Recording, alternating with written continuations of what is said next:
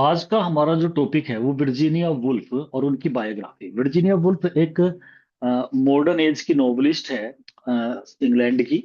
मतलब इंग्लैंड की नोवेलिस्ट है और stream of consciousness technique use किया करती थी। जो वो टेक्निक जिसे विलियम जेम्स जो थे उन्होंने स्टार्टिंग करी थी, और उसके बाद में वर्जीनिया वुल्फ ने इसे बहुत ज्यादा अपने वर्क में परफेक्ट किया है। और स्ट्रीम ऑफ कॉन्शियसनेस टेक्निक को तो हम जानते ही वर्जीनिया वुल्फ की वजह से है, क्योंकि इन्होंने क्या है अपने वर्क के अंदर बहुत ज्यादा डाला। और मिसिस डॉलोवे, क्योंकि ये जो मिसिस डॉलोवे नॉवेल है ये बहुत ज्यादा इंपॉर्टेंट भी है और सिलेबस में मोस्टली लगा हुआ रहता है। आज आपके एलटी ग्रेड में भी मिसेस डॉलोवे लगा हुआ है, और इस वो मैंने करा भी दिया है। उसमें किस तरीके से मिसेस डॉलोवे का कैरेक्टर है जिसका नाम क्लेरिसा था, और एक दिन की कहानी उसकी, वो पार्टी जो उसने ऑर्गेनाइज करी। वो अपने बैक, अपने चाइल्डहुड की, अपने जो बॉय, मतलब जो उसका लड़कपन वाले दिन थे, स्कूलिंग वाले टाइम थे ना, वो सब याद करती है, अपने दोस्तों के बारे में बात करती है। पुरानी बात को याद करना, ये फ्लैशबैक होता है। स्ट्रीम ऑफ कॉन्शियसनेस यही है हमारी, जो चेतना है, कॉन्शियसनेस, उसकी स्ट्रीम माने जलधारा, इधर उधर। तो वो स्ट्रीम ऑफ कॉन्शियसनेस टेक्निक होती है जो वर्जीनिया वुल्फ बहुत ज्यादा अपने नोवेल के अंदर यूज किया करती थी। तो उसने मिसेस डॉलोवे नोवेल में, मिसेस डॉलोवे के कैरेक्टर में बहुत ज्यादा है। और चाहे मिसेस डॉलोवे का कैरेक्टर हो उसके अंदर, चाहे स्मिथ का कैरेक्टर हो, मतलब सभी ने बहुत ज्यादा यूज करा है इस टेक्निक को। मतलब उन्होंने, मतलब कैरेक्टर इस तरीके की लेती है जो बैक बात करते हैं। दूसरी बात, वर्जीनिया वुल्फ जो कहानी लेती है, जो अपने नोवेल में स्टोरी लेती है, उसमें वो ज्यादातर हीरोइन को प्राथमिकता देती है, जो प्रेफरेंस है वो हीरोइन को करती है। और सेंट्रल कैरेक्टर भी मोस्टली हीरोइन को ही, मतलब लेडी को कैरेक्टर बनाती है, सेंट्रल कैरेक्टर, जो सारी कहानी उसके इर्द गिर्द चलती है, जैसे मिसेस डॉलोवे में भी हमने देखा है। तो अब इसके क्वेश्चंस की बात कर लेते हैं कि इसका बहुत टेंशन में जिंदगी रही है, इसके परिवार में इसकी सिस्टर, मदर, फादर सबकी डेथ हो गई थी। तो बड़ा दुख भी देखने को मिलता है जिंदगी में, जैसे खोखलापन होता है ना, वो वर्जीनिया वुल्फ ने देखा है और अपने कैरेक्टर्स में, अपने नॉवेल्स के अंदर डालती भी है। वर्जीनिया वुल्फ जो पैदा हुई थी 1882 में लंदन में, तो लंदन में 1882 में ये पैदा हुई है। Her father was a famous writer and she was influenced by him. अपने पिता से बहुत ज्यादा प्रभावित थी, वो भी एक राइटर थे। मदर जो थी वो मर गई थी वैन वुल्फ वाज चाइल्ड, जब ये छोटी थी मदर खत्म हो गई, बाद में फादर भी, सिस्टर भी। तो उधर जिंदगी में इसने सबकी मौत अपनी आंखों के सामने देखी है। तो मदर खत्म हो गई, due to the death of her brother, इसका भाई खत्म हुआ, सिस्टर खत्म हुई, मदर फादर सब इसके सामने खत्म हुए हैं, जिनकी वजह से उसके नॉवेल्स जो है उनके अंदर डीप मेलनकॉली टच देखने को मिलता है।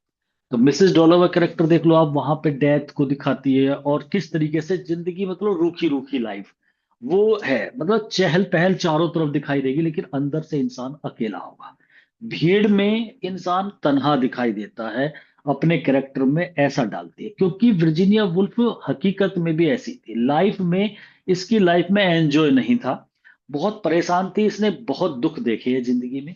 वो ठीक है, बाहरी लाइफ में जिस तरीके से इंसान अपने आप को दिखावा जो होता है कि हाँ भाई ठीक है हंस रहा है सारी बातें, लेकिन अंदर से बहुत परेशान। तो वो चीजें अपने नोवेल के अंदर भी दिखाती है। She was central figure in Bloomsbury group. ये ब्लूम्सबरी ग्रुप कुछ राइटर्स का ग्रुप होता है जिसका ये मैंने मेजर मोमेंट्स में भी लिखा रखा है। तो ब्लूम्सबरी ग्रुप की मेंबर रही है जो वर्जीनिया वुल्फ है। ये सर्किल ऑफ, ये जो ब्लूम्सबरी ग्रुप है ये एक सर्किल है।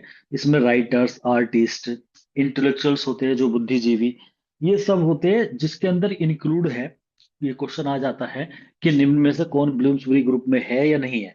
तो एम फॉस्टर का नाम आता है उसमें, और जॉन मैनर्ड केनेस और लेटन स्ट्रेची, और ये खुद वर्जीनिया वुल्फ। तो दो नाम मतलब जानकारी के आपको मिलेंगे, ईएम फॉस्टर और वर्जीनिया वुल्फ। ये पैसेज टू इंडिया आपने सुना होगा, ईएम फॉस्टर का नोवेल है। तो ईएम फॉस्टर का नाम आता है और वर्जीनिया वुल्फ, दो ये ऐसे नाम है जो मतलब जाने पहचाने होते हैं, ये ब्लूम्सबरी ग्रुप में आते हैं। ये ग्रुप है बहुत सारे राइटर्स, आर्टिस्ट और जो इंटेलेक्चुअल पर्सन होते हैं उनका ग्रुप है, जिसे ब्लूम्सबरी ग्रुप बोला जाता है। तो ये उसकी मेंबर है। वर्जीनिया वुल्फ जो थी ये सिंबल यूज करती है, इमेजेस यूज करती है अपने नॉवेल्स के अंदर। तो इसके नोवेल में आपको देखने का मिलेगा, मतलब बहुत ज्यादा सिंबल्स और इमेजेस यूज करती है, कुछ ऐसे चित्रात्मक वर्णन करती है। Woolf use lyrical and musical elements in her novels. Novel के अंदर म्यूजिक डालना, उसमें लिरिक वाली क्वालिटी डाल देना उसके अंदर। जैसे इसमें अगर हम देखें मिसेज डॉलोवे में, इसमें दो कैरेक्टर ऐसे थे जो हर्ट से बाय हर्ट, वे एक जैसे मतलब पोइट थे, राइटर थे। उसमें इसका जो लवर था, जो ओल्ड लवर था, वेल्स, उसका कैरेक्टर आ जाओ, चाहे स्मिथ का कैरेक्टर हो, वो भी एक पोइट बनना चाहता था, वो एक अलग बात थी कि उसने मिलिट्री ज्वाइन कर ली थी। तो मतलब एक म्यूजिकल और लिरिकल एलिमेंट्स उसके नॉवेल्स में देखने को मिलते हैं। वुल्फ एक नॉवेलिस्ट है, कॉमन पर्सन की, मतलब कॉमन पर्सन की जिंदगी के बारे में बताया जाता है इसके अंदर। वो एक अलग बात थी, मिसेस डॉलोवे ने शादी कर ली थी एक रिच पर्सन से, तो वो रिच हो गई, लेकिन लाइफ एक कॉमन गर्ल की है। मिसेस डॉलोवे का जो कैरेक्टर है वो एक कॉमन गर्ल थी, शादी कर लेती है वो एक रिचार्ड डॉलोवे से, जो कि बहुत मालदार था, जो एक पॉलिटिशियन था। तो वो भी पैसे वाली हो गई, लेकिन जिंदगी किसकी थी? क्लेरिसा की। तो क्लेरिसा तो एक सिंपल, मतलब एक कॉमन पर्सन। तो यहाँ पर जो वर्जीनिया वुल्फ जो कहानी लेती है, वो कॉमन पर्सन की लेती है अपने नॉवेल्स के अंदर, तो चाहे वो मिसेस डॉलोवे की बात हो या दूसरे उसके नॉवेल्स हैं। Virginia Woolf gives preference to the heroine of her novels. Novel के हीरो को ज्यादा प्राथमिकता ना देके हीरो को प्राथमिकता, हीरोइन को प्राथमिकता देती है। ये इसकी खासियत है। इसके पीछे ये भी है, भी चलो खुद भी एक वो लेडी है, तो वो लेडी को ही प्राथमिकता देती है। तो हमने इसका मिसेस डॉलोवे पढ़ा भी है, तो उसके अंदर सेम यही बात है। Virginia Woolf is also called a satirist. ये एक सटायरिस्ट है, मतलब सटायर करती है, इसका मतलब जो कमियां देखती है उन चीजों पर कमेंट पास करती है, तो ये एक सटायरिस्ट भी है। इसने दिखाया है कि कैसे खोखली जिंदगी होती है, हम दिखाते हैं कुछ है लेकिन ऐसा होता नहीं है। इसमें सटायर ये भी है कि एक मिलिट्री पर्सन जिसके साथ इतना बुरा हुआ कि वो एक तरीके से अपनी जान गंवा बैठा वो देश की खातिर, लेकिन वो बीमार चल रहा है, परेशान है, कोई उसके हालचाल पूछने नहीं आ रहा है। तो मतलब सटायर है हम व्यक्तियों के, कि भाई हम वैसे तो नॉर्मली मतलब सारी दुनिया में जाते हैं आते हैं, और कोई सेलिब्रिटी अगर कुछ होता है तो उसके लिए तो सब इंसान इस तरीके से सोचते हैं, लेकिन एक मिलिट्री पर्सन के लिए कोई नहीं सोचने वाला। तो ऐसा भी वर्जीनिया वुल्फ ने दिखाया है अपने इस मिसेस डॉलोवे नॉवेल में। वर्जीनिया वुल्फ जो है वो achieves the focus of the character with the method of on internal monologue. ये क्या करती है कि कैरेक्टर के अंदर इंटरनल मोनोलॉग दिखाती है। अब इंटरनल मोनोलॉग क्या होता है कि जो कैरेक्टर होते हैं वो अंदर, उनके अंदर दो बातें चलती रहती है, जैसे आप अपने अंदर ही मतलब इंसान सोचे, जैसे मन और आत्मा होती है ना, कि मन ये कहे आत्मा ये कहे, तो वो इंटरनल मोनोलॉग होता है, जिसकी वजह से इंसान जो है, जैसे हेलुसिनेशन हो गया था यहाँ पर एक स्मिथ के कैरेक्टर के अंदर, कि वो सोच रहा था बार बार कि उसका दोस्त जो था इवांस, वो उसके माइंड में क्यों आ रहा था, क्योंकि वो अंदर ही अंदर मतलब बहुत ज्यादा सोच रहा था। और फिर इंसान पुरानी बातों को सोचने लग जाता है, वो स्ट्रीम ऑफ कॉन्शियसनेस टेक्निक भी हो जाती है। तो Virginia Woolf achieve the focus, वो इस चीज को फोकस करती है of a character with the method on a internal monologue. एक ऐसे कैरेक्टर पर फोकस करती है अपने नोवेल में, ऐसे कैरेक्टर डालती है कि जो इंटरनल मोनोलॉग में लगे रहते हैं, मतलब उनके अंदर कुछ ना कुछ चलता रहता है, वे उसे सोचते रहते हैं। तो ऐसा, तो ये कैरेक्टर तो मिसेस डॉलोवे के अंदर भी ऐसा ही था, और स्मिथ का भी कैरेक्टर कुछ ऐसा ही था, जब भी तो वो पागल सी हरकत करने लगा था और बाद में मर भी जाता है। In the opinion of Bernard Breakstone के अनुसार, तो ये क्रिटिक है जिसके अनुसार मिसेस डोलोवे जो है, अब इस नोवेल के बारे में बताया गया, एक म्यूजिकल फिगर इन कंस्ट्रक्शन। मतलब जो ये नोवेल है ना, ये एक म्यूजिकल फिगर है, मतलब इसमें लिरिक वाली क्वालिटी है। इन कंस्ट्रक्शन जो ये सब बनाया गया है ना संरचना में, तो नोवेल तो प्रोज में होने चाहिए, और उसके अंदर म्यूजिक का कोई मतलब भी नहीं होना चाहिए। म्यूजिक किसमें होता है? तो ड्रामे में कहीं दिखाया जाता है, या ड्रामे में भी जब होता है तो बताया जाता है कि भाई म्यूजिकल ड्रामा है, जैसे एज यू लाइक इट है, तो वो बहुत ज्यादा म्यूजिकल ड्रामा है ऐसे कहा जाता है। तो प्रोज के अंदर अगर पोइट्री यूज हो जाए तो बड़ी बात हो जाती है, यहाँ वर्जीनिया वुल्फ यूज करती है। अकॉर्डिंग टू डेविड डेसिस के अनुसार, ये भी बड़े क्रिटिक हुए, इन्होंने कहा है जो स्ट्रीम ऑफ कॉन्शियसनेस टेक्निक है वर्जीनिया वुल्फ की, उसका मतलब है इज ए मीन्स, वो माध्यम है of escape from tyranny of the time dimension. Time की जो डायमेंशन है ना, डायमेंशन माने होती है परिमाप, समय की परिधि जो होती है, उससे दूर भागने का तरीका है। अब समय का परिमाप क्या है कि हम आज के टाइम में कोई कहानी लिखी हमने, आज के दिन की बात हो रही है, ठीक है, और आप इस प्रेजेंट टाइम में हो, तो हम बंद गए ना, अगर बात हो रही है तो हमें इसी में ही चलना चाहिए कि भाई अब ये हुआ, कल ये होगा, परसों ये होगा, इसी तरीके से कहानी चलेगी। तो एक राइटर बन जाता है। लेकिन अगर हम टेक्निक यूज कर दे, स्ट्रीम ऑफ कॉन्शियसनेस टेक्निक, तो हम इस बाउंडेशन से बच जाएंगे। हम पुराने उसमें पहुंच जाएंगे, एकदम पुरानी यादों में, 10 साल पहले, 20 साल पहले, कि भाई तब ऐसा था, तब मैं उससे मिला करती थी, तब वो मेरा दोस्त था, उसने मुझे प्रपोज करा था, मैंने वो प्रपोजल ठुकरा दिया था, मैंने शादी कर ली थी रिचार्ड से। तो हम क्या हो रहा है, पास्ट में जा रहे हैं। तो एक तरीके से ये वो टेक्निक है जो हमें इस बंधन से, या इस प्रॉब्लम से, और इस एक जगह, मतलब हम बाउंडेशन से हम बच जाते हैं कि भाई हमें प्रेजेंट में ही नहीं रहना, हम पास्ट भी जा सकते हैं, फ्यूचर की भी बात कर सकते हैं। Virginia wolf is one of the famous women writers of 20th century। 20th century में जो भी वुमेन राइटर हुए उनमें से ये भी फेमस थे। She is undoubtedly the most distinguish, होता है विशिष्ट, बहुत ही महान वुमेन राइटर है मॉडर्न जनरेशन में। वर्जीनिया वुल्फ का एक बड़ा नाम आता है। ये जो टेक्निक है, मेन तो ये इसी पे डिपेंड है। और देखो, ज्यादा क्वेश्चन का माइंड में नहीं, एलटी ग्रेड में मैं बार बार आपसे कहता हूँ, क्योंकि अब टाइम भी बहुत नजदीक आ रहा है आपके एग्जाम का, तो उसमें हमें राइटर पे कम क्वेश्चन करने हैं। इस पे वर्जीनिया वुल्फ पे अगर आप क्वेश्चन करोगे, तो सबसे पहला क्वेश्चन, और मतलब सबसे important question, stream of consciousness technique का यही पूछा जाता है बहुत बार। ये इसका इंपॉर्टेंट क्वेश्चन है। बाकी ये जन्म तब हुआ, मर तब गई, इसके घर में सब मर गए, इसने मेलनकोली यूज करा, सटायर यूज करती थी, ठीक है, ये बात भी समझने वाली है। दूसरा क्वेश्चन समझ सकते हो कि भाई ये सटायर यूज करती थी। जैसे मैं भी एक बार तुम्हें बता दूं कि कौन सा क्वेश्चन इसमें इम्पोर्टेंट, मतलब अगर लगाए तो वो इसका जन्म हुआ, कोई ज्यादा मतलब नहीं, पिता का इम्पैक्ट था, कोई इतना मतलब नहीं, बच्ची थी जब ये सब खत्म हुए, तो ये भी कुछ ऐसा नहीं। एक ये क्वेश्चन इंपॉर्टेंट है इसका, 5 नंबर, कि ब्लूम्सबरी ग्रुप की ये मेंबर थी, मतलब ये फिगर थी, ईएम फोस्टर, और ये दोनों के नाम आपको याद रखने हैं।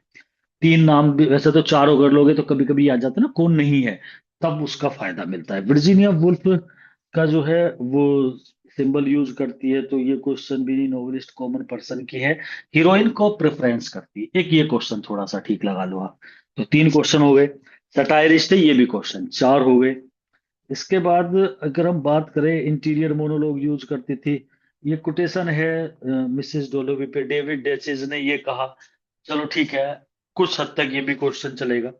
वन ऑफ फेमस राइटर, ऐसा क्वेश्चन तो नहीं पूछे जाते, ये तो समझने के लिए होते हैं।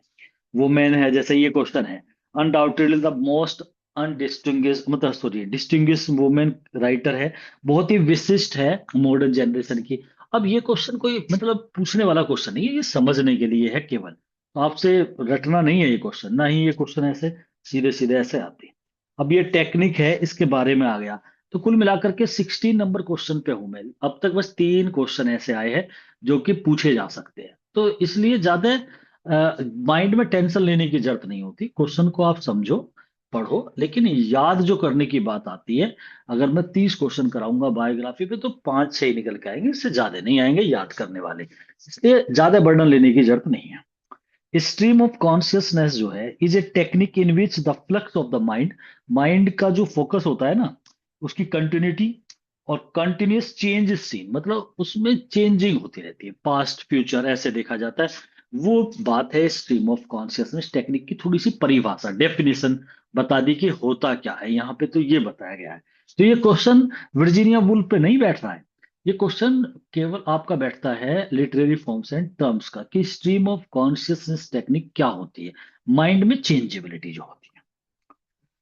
उसके जो नोवेल है, प्रेजेंट करते हैं नई technique, which is famous as stream of consciousness technique के नाम से जानी जाती है। Mrs Woolf imparted this form, उसने इस फॉर्म को इम्पार्ट माने देना होता है, प्रदान किया है, एंड डिसिप्लिन, उसने imparted this form and discipline to the literature, literature में एक नया डिसिप्लिन, ये फॉर्म दी है उसने, and made it a properly accepted form of art, और इसे कला की एक अच्छी फॉर्म के रूप में उसने एक्सेप्ट किया है कि भाई ये बढ़िया तरीका है स्ट्रीम ऑफ कॉन्शियसनेस टेक्निक का।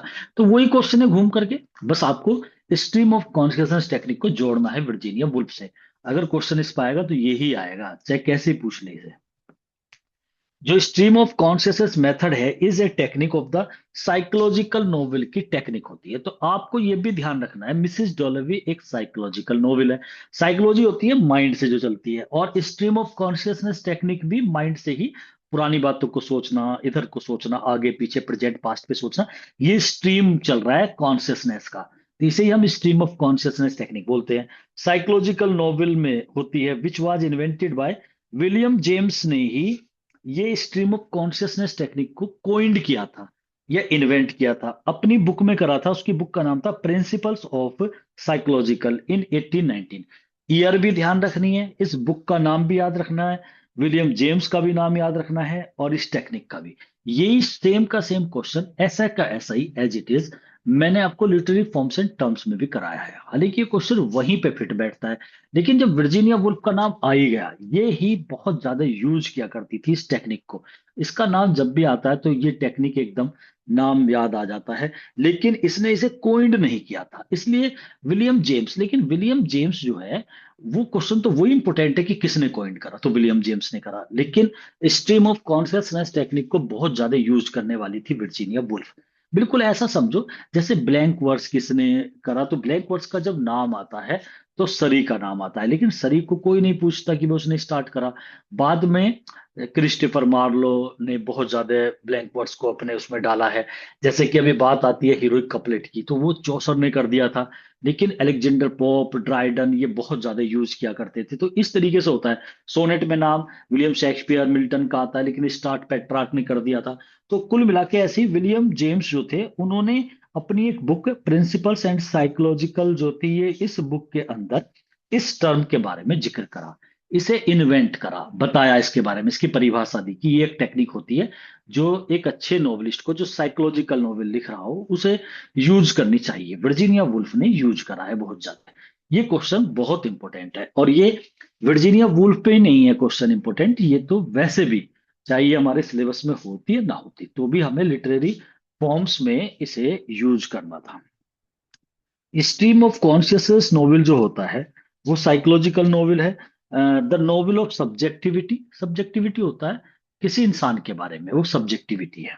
अपने जैसे राइटर अपने बारे में कुछ लिखते हैं। The novel of silent and the interior monologue, अंदर मोनोलॉग चलता है। भाई स्ट्रीम ऑफ कॉन्शियसनेस टेक्निक वो होती है जिसमें इंसान अपने पास्ट की बात करता हो, पास्ट के बारे में बताए। तो इंटीरियर मोनोलॉग चलेगा ना, उसके अंदर कुछ ऐसा चल रहा होगा जब भी तो वो सोचेगा। तो वो इनर मोनोलॉग, इंटीरियर मोनोलॉग होता है उसके अंदर। हर नोवेल ओपन एक्सप्लोर, इसके नोवेल के अंदर हम देखते हैं वर्जीनिया वुल्फ के लोनलीनेस को दिखाती है, अकेलापन। बीनीथ माने नीचे, सोशल इंटरेक्शन के नीचे। इंटरेक्शन जो वर्ड होता है ना, जैसे मैं पढ़ा रहा हूं आपको, तो अब इंटरेक्शन नहीं चल रहा है, केवल मैं बोल रहा हूं। अगर आप भी मुझसे क्वेश्चन करें, मैं भी, अंत्यक्रिया जिसे कहते हैं, तो इंटरेक्शन होता है जब दोनों तरफ से बात होती है। और सोशल इंटरेक्शन होता है सामाजिक इंटरेक्शन, मतलब समाज में जब हम बातें करते हैं। इसका मतलब कोई पार्टी है, वो हमसे बोल रहा है, पार्टी में बातचीत चल रही है, दोनों तरफ से हर कोई एक दूसरे से बात कर रहा है, वो सोशल इंटरेक्शन है। सोशल इंटरेक्शन के बीनीथ माने नीचे लोनलीनेस को एक्सप्लोर करती है वर्जीनिया वुल्फ।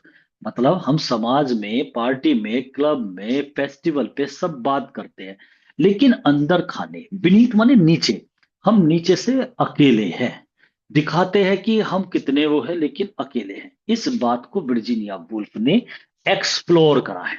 यही तरीका था जो मिसेस डॉलोवी, वो कितनी पार्टी ऑर्गेनाइज कर रही हो, लेकिन अंदर से वो अकेली थी, क्योंकि उसके अच्छे रिलेशनशिप नहीं थे अपने हस्बैंड से भी, अपनी बेटी से भी।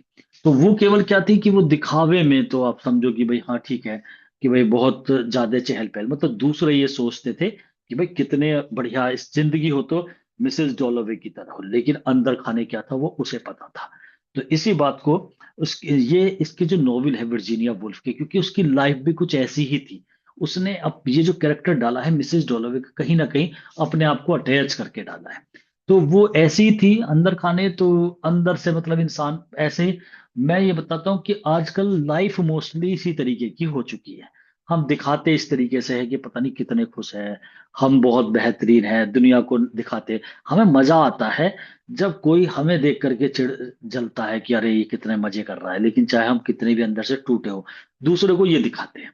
यही बात, लेकिन लोनलीनेस बीनीथ सोशल इंटरेक्शन का मतलब सामाजिक दायरे में जहां खूब चहल पहल है, उसके नीचे अकेलापन होता है, ऐसा दिखाती है वर्जीनिया वुल्फ अपने कैरेक्टर्स में।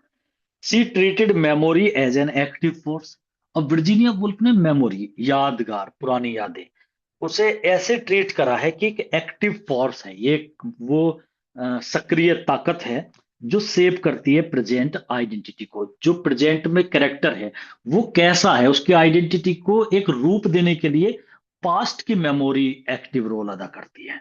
पास्ट की मेमोरी मतलब हमें नहीं पता था कि मिसेस डोलेवी कैसा करेक्टर है, लेकिन जब उसने, मिसेस डोलेवी ने अपने पास्ट के बारे में बताना स्टार्ट करा कि वो ऐसी थी, उसे इन चीजों में इंटरेस्ट था, उसने मना कर दिया अपने लवर से, और किस तरीके से मतलब फिर उसने सोचा कि मैं तो लाइफ अकेले, मतलब ऐसे ही लाइफ जीऊंगी जिसमें काफी मुझे मतलब लग्जरियस लाइफ हो, ऐसा उसने चाहा, और उसने शादी किसी ऐसा, मतलब पुरानी बात जब चली तो हमें पता लगा अच्छा ये ऐसे कैरेक्टर है, इसका जो कैरेक्टर है वो ऐसा है।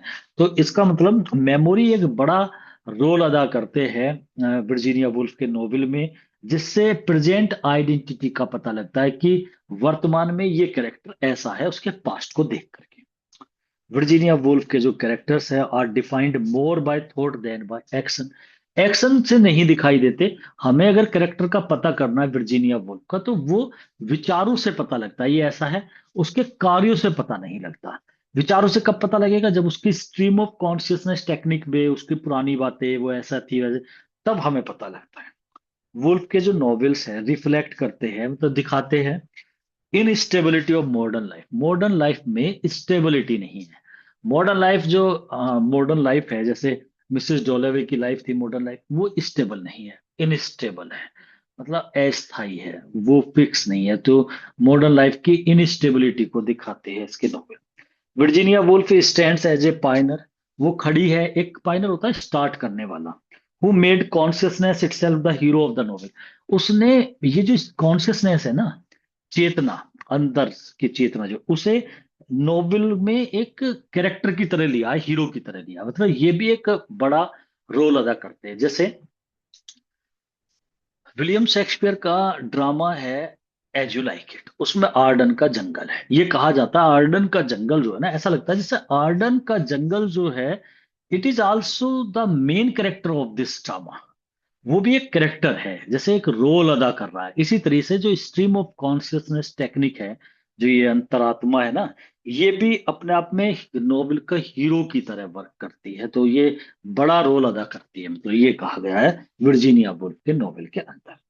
सी suffered from severe mental illness. अब खुद वर्जीनिया वुल्फ की बात हो रही है, उसके भी मेंटल इलनेस थी, मतलब थ्रू आउट हर लाइफ, पूरी जिंदगी, and ultimately took her on life, और उसने अपनी जिंदगी खुद ही ले ली। जैसे स्टेफन की जिंदगी दिखाई गई थी ना मिसेस डोलोवे में, स्टीफन स्मिथ की जो लाइफ थी, उसने खिड़की से कूद के जान ले ली थी ना, मेंटली डिस्टर्ब हो गया था बहुत ज्यादा, क्योंकि जब वो युद्ध पे से आया था उसके बाद में उसने देखा बहुत सारे व्यक्ति वहां मारे गए, और खासकर उसका दोस्त और ऑफिसर इवांस, फिर उस इवांस के बारे में सोचता है तो वो मेंटली डिस्टर्ब हो जाता है। ऐसे ही मेंटली डिस्टर्ब थी वर्जीनिया वुल्फ। उसने थ्रू आउट हर लाइफ, पूरी लाइफ रही, और and ultimately took her own life by drowning in the river, और नदी में कूद करके जान दे दी उसने, तो खुद अपनी जिंदगी ले ली। रिवर ऑयस, नदी का नाम है रिवर ऑयस, में ली। ऑन मार्च 28, 1941, 1941 में मौत हो जाती है वर्जीनिया वुल्फ की, नदी में कूद करके, मतलब खुद ही इस तरीके से कूद गई थी, पागल सी हो गई थी। बिल्कुल ऐसा ही कैरेक्टर आता है। थोड़ा सा आप याद करो, विलियम शेक्सपियर के एक ड्रामे में एक हीरोइन ऐसे ही मरती है, और उस हीरोइन हीरोइन का नाम था ओफिलिया, और काफी पहले मर जाती है, पागल सी हो जाती है ना, उसके पिता को मार दिया जाता है, तभी वो मतलब उसका माइंड डिस्टर्ब हो जाता है, तो पागल हो जाती है। विलियम शेक्सपियर की तो आदत है, वो मेंटली डिस्टर्ब अपने प्ले में किसी ना किसी को तो ऐसा बनाता ही है, और यहाँ पे हेमलेट को भी कुछ ऐसा ही करा, चाहे वो उसका फेक था, बहाना था, या जो भी था, वो भी डिस्टर्ब रहता था, हेमलेट भी, और ओफिलिया जो उसकी बिलव्ड थी वो भी। और वो तो मर ही जाती है। Virginia Woolf was an outspoken critic, वो एक बहुत ज्यादा बोलने वाली क्रिटिक है। किस बारे में? पेट्रार्कल सोसाइटी के बारे में। पेट्रार्कल होते हैं पैतृक समाज, जो मेल डोमिनेटेड होता है। एंड रोट, उसने लिखा है एक्सटेंसिवली, बहुत ज्यादा, अबाउट, किसके बारे में? Women's right and education. ये जो पेट्रार्कल सोसाइटी है, इसका मतलब जो पिता वाली साइड की, या फिर आप कह दो मेल डोमिनेटेड जो सोसाइटी है, इस समाज के बारे में उसने बहुत ज्यादा लिखा है। और क्या लिखा है? वुमेन के राइट एंड एजुकेशन के बारे में, कि वुमेन के क्या अधिकार है, उनकी शिक्षा। इन चीजों को ध्यान में रख करके वर्जीनिया वुल्फ ने बहुत कुछ लिखा है इस बारे में, कि ये समाज में इजाजत नहीं है, या इस समाज में पूरे राइट्स नहीं है वुमेन को, और ना ही उन्हें एजुकेशन के लिए इतना इंकरेज किया जाता है। सी केप्ट डिटेल्ड डायरी, वो रखा करती थी, एक डिटेल डायरी थी उसके पास, डायरी में लिखा करती थी। 1915 से उसने एक डायरी बनाई जिसमें वो डिटेल में लिखा करती थी, और डेथ तक, उसकी डेथ तक मतलब उसने लगभग 30 साल के आसपास लिखा। Which are now considered literary masterpieces in their own right. जो उसकी डायरी में लिखा था ना, वे उसके अच्छे मास्टरपीस बने बाद में, मतलब वे लिखे हुए जो थे उन्हीं से ही अच्छे नॉवल निकल करके आए। Woolf was one of the first major writers, वो बड़े राइटर में से एक थी, जो फर्स्ट मेजर राइटर्स हुए हैं to explore the inner lives of ordinary people, जिन्होंने इन ऑर्डिनरी पीपल की जिंदगी के बारे में एक्सप्लोर करा है, उनमें से एक ये थी। Through the stream of consciousness technique के द्वारा, जिन राइटर ने stream of consciousness technique use करके कैरेक्टर के अंदर की बातों को दिखाया है, ऐसे बड़े राइटर में एक नाम वर्जीनिया वुल्फ का आता है। तो ये कुछ फैक्ट थे वर्जीनिया वुल्फ के बारे में। तो कुल मिलाकर के अगर हम बात करें तो लगभग लगभग 28 क्वेश्चन में 8 क्वेश्चन ही है ऐसे जो आपको याद करने पड़ेंगे, और 8 में भी केवल 4 और 5 है जो थोड़े उम्मीद है, मतलब कि ये आने वाले क्वेश्चन है। 2-3 एक्स्ट्रा में कर सकते हो। तो 20 क्वेश्चन तो केवल आपको पढ़ने हैं, याद केवल आपको 7-8 क्वेश्चन करने हैं। तो यही तरीका है कि इस तरीके से आपको कर लेना चाहिए, क्योंकि एलटी ग्रेड में जहां पर सिलेबस में टॉपिक बिल्कुल क्लियर हो जाता है कि भाई स्पेसिफिक टॉपिक दे देते हैं, राइट वर्क दे देते हैं, तो उन वर्क पे क्वेश्चन ज्यादा आते हैं इन कंपैरिजन ऑफ राइटर। तो यहाँ पर राइटर नहीं है आपके सिलेबस में, उसके वर्क है, लेकिन राइटर को भी पढ़ना है तो उसके कम क्वेश्चन करने हैं। तो वर्जीनिया वुल्फ पे आपको मुश्किल से 6-7 क्वेश्चन तैयार करने हैं, ठीक है। तो इतने ज्यादा नहीं है। हाँ, इसका वर्क जो है मिसेस डॉलोवे, उसकी आपको पूरी समरी बढ़िया से, वो मैंने ऑलरेडी अपलोड कर दी है, वो वीडियो बनाई है। एक मैंने उसकी समरी की अलग से वीडियो बनाई है, फिर मैंने उसके क्वेश्चंस कराए 100 क्वेश्चन की अलग वीडियो है। तो वे आपको वे दोनों तैयार करने हैं, उनके क्वेश्चंस तैयार करने हैं और स्टोरी तैयार करनी है, तो कहानी माइंड में फिट रहती है। कुछ क्वेश्चन कहानी के ऊपर ही बेस्ड आ जाते हैं, तो वे क्वेश्चन आपके लिए बहुत ही नेसेसरी होते हैं, ठीक है। यहीं तक करें।